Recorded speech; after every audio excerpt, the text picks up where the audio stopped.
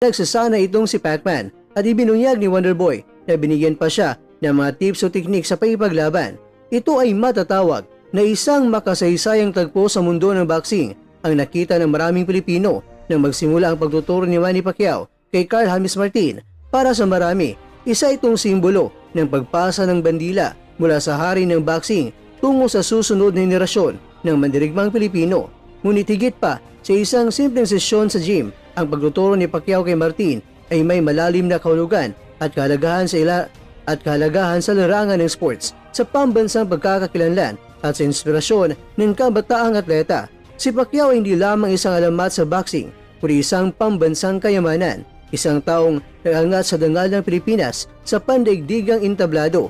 Ang kanyang desisyong ibahagi ang kanyang karanasan, disiplina at kaalaman sa isang batang boksingero na gaya ni Martin ay patunay ng kanyang hangarin na mapanatiling buhay